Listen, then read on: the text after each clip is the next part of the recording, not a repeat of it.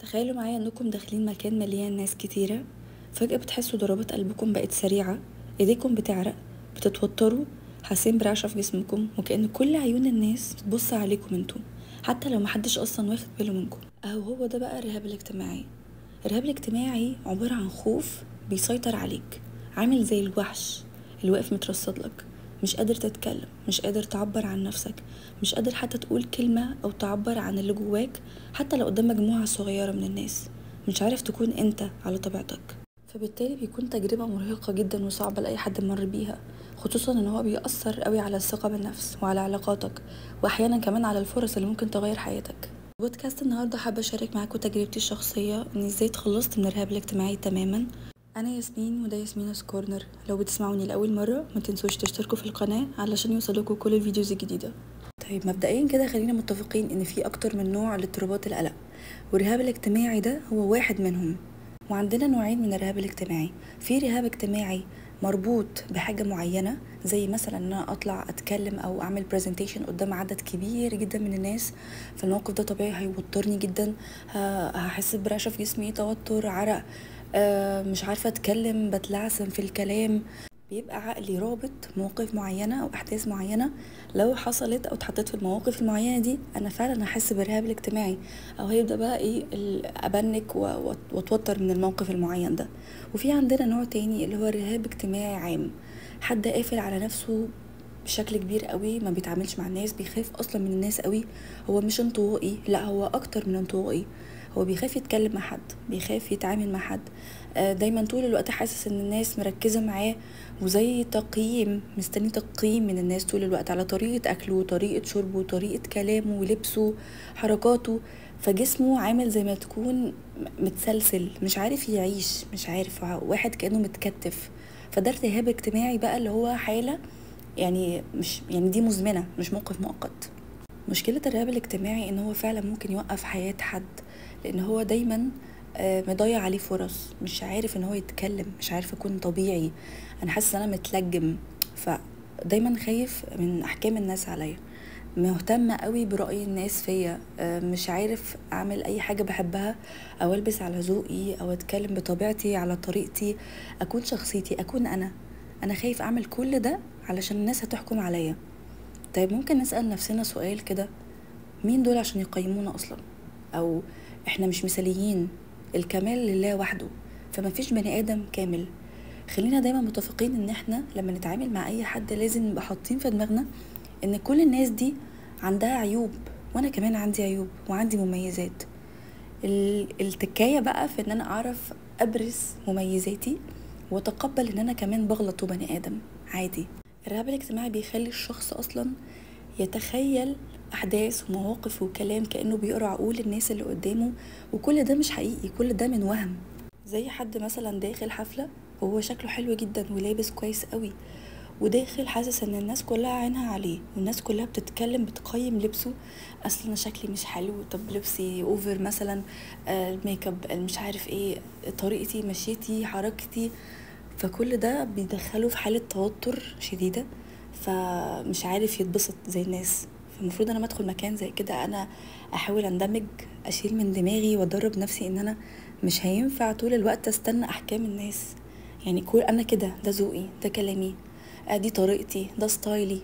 ما ينفعش ان انا اسيب الناس او استسلم تماما ان الناس هي اللي تمشيني، او احكامهم هي اللي تخليني عايش بقى مستني تقييم هيبقى تمام ولا مش تمام. مفيش حاجة اسمها كده في الدنيا، لازم نعيش كبشر بطباعنا بشخصياتنا، لان ربنا سبحانه وتعالى خلق كل واحد مميز باختلافه.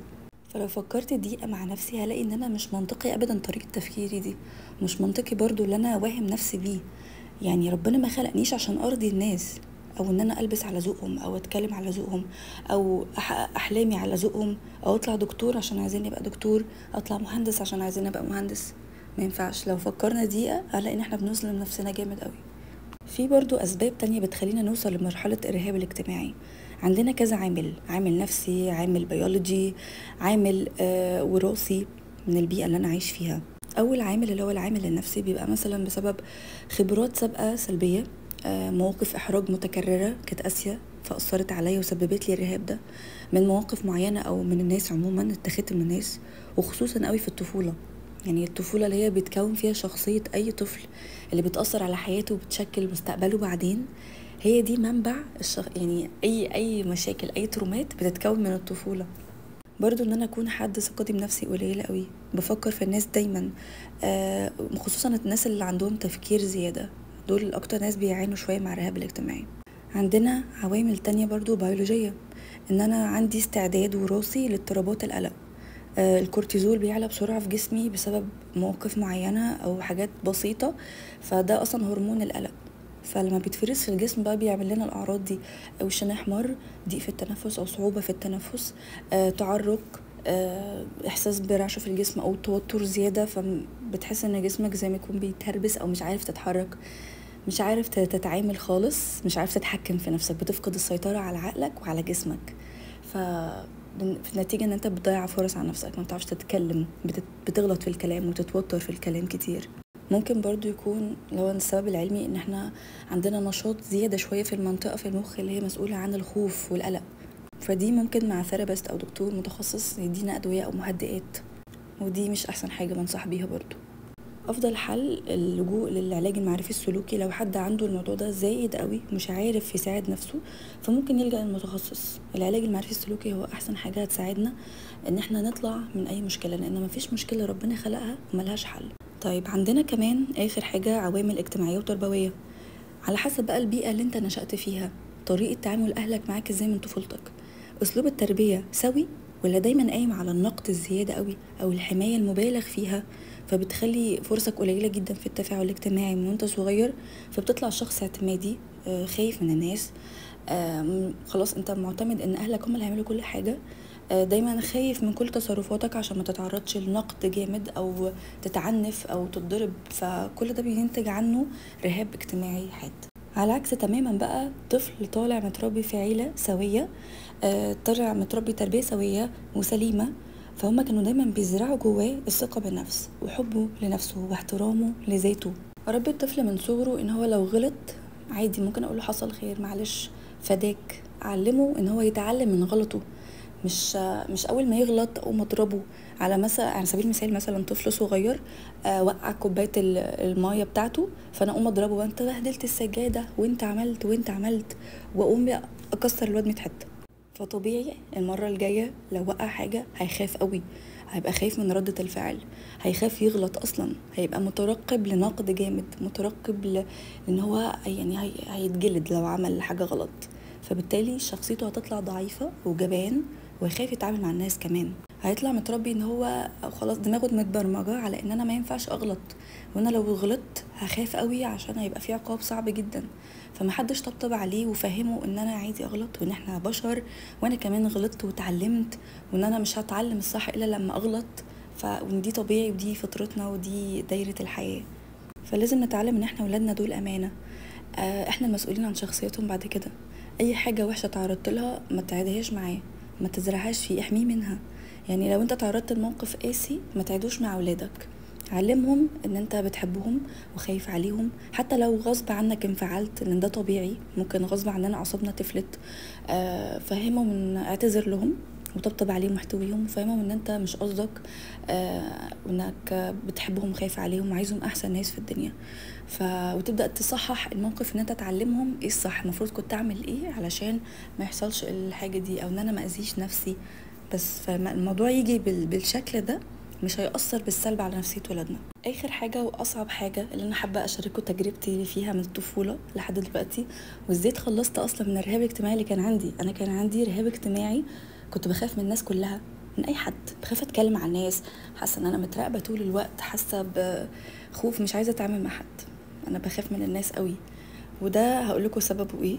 الحمد لله اهلي كانوا ناس محترمه وسويه، وربوني على ان انا احب نفسي واثق في نفسي، وان انا ابقى عارفه قيمه نفسي، وحاولوا كتير قوي شجعوني ان انا اتعامل مع ناس. لكن انا للاسف غلطت غلطه هي اللي وصلتني للمرحله دي لفتره طويله معايا شويه في المدرسه، لحد مثلا ثانوي او لحد ما دخلت الجامعه بدات اتعافى منه واشتغل على نفسي.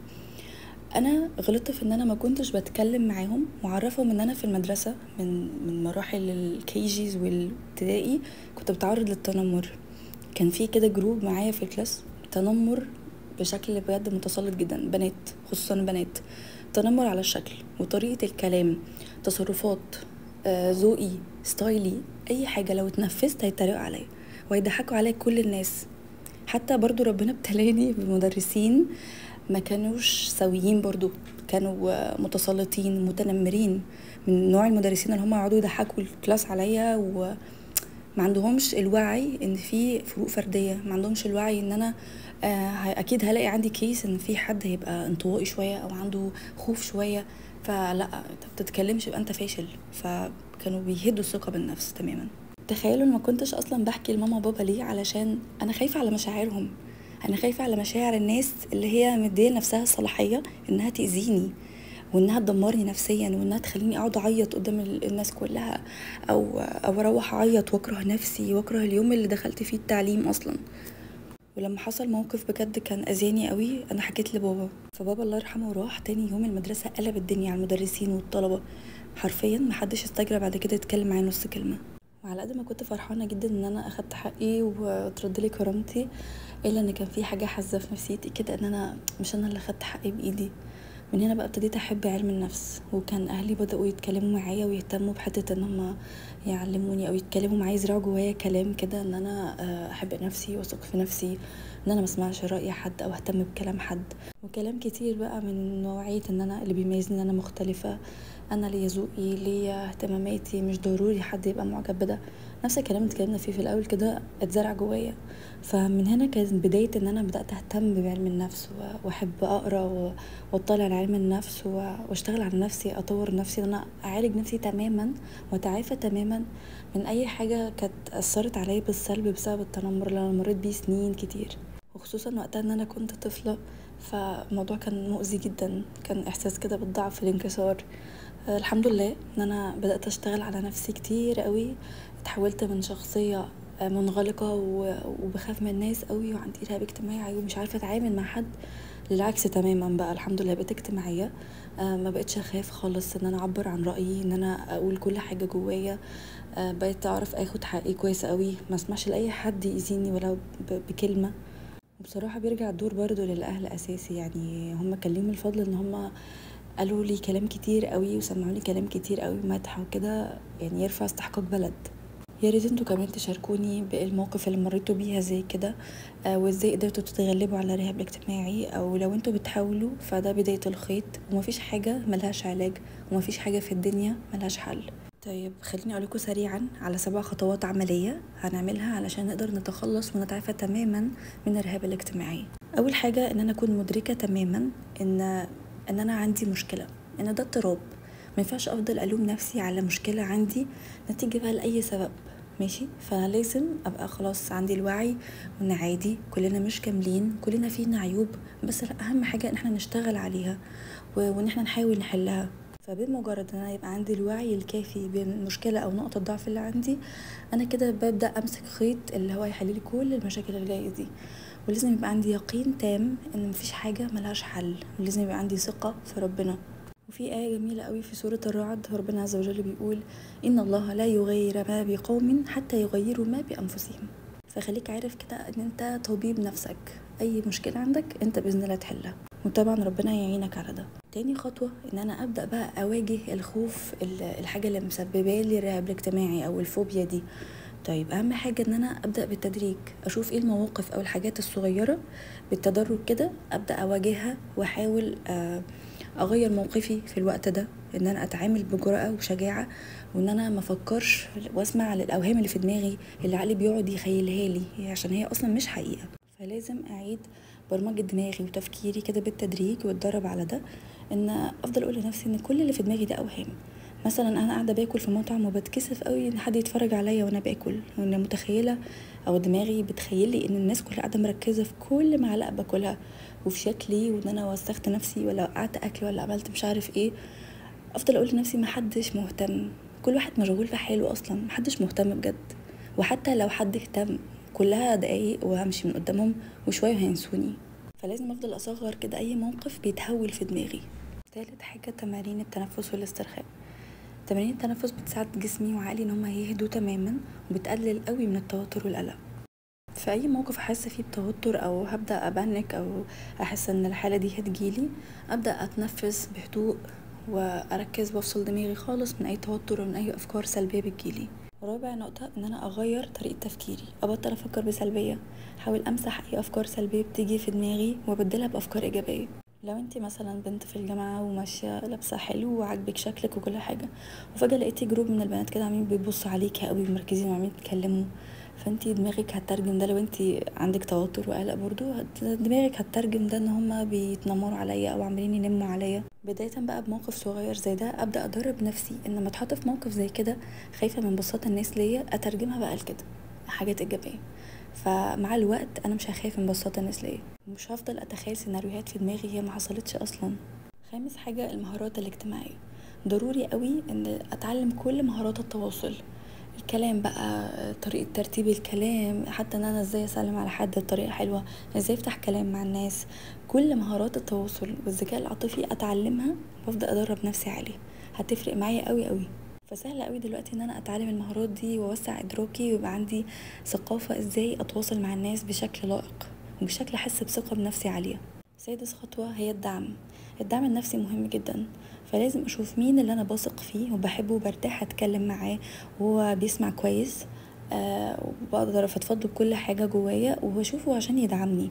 هتكلم ان انا محتاج دعمه فهيقف جنبي، فان مهما كنا كلنا جامدين واقوياء بنحتاج للدعم. سابع خطوة واخر خطوة، لو انا فشلت وان شاء الله مش هنفشل، او لو انا يئست او مش قادر الموضوع عندي متطور، فبالتالي ممكن ألجأ لمتخصص ان هو يعالجني عن طريق العلاج المعرفي السلوكي. اهم حاجة ان انا اتعلم الصبر، كل حاجة هتيجي بس بالصبر والممارسة والاهتمام، وان شاء الله مفيش حاجة مش هتتغير. وعندكم انا مثال اتكلمت ان انا كنت بجد حد منغلق جدا، دلوقتي الحمد لله الموضوع اتغير معايا قوي وفرق معايا في حاجات كتيرة في حياتي ويفتح لي فرص كمان. كده نكون خلصنا بودكاست النهاردة، بتمنى تكون الحلقة عجبتكم، مستنوني في حلقة جديدة ان شاء الله.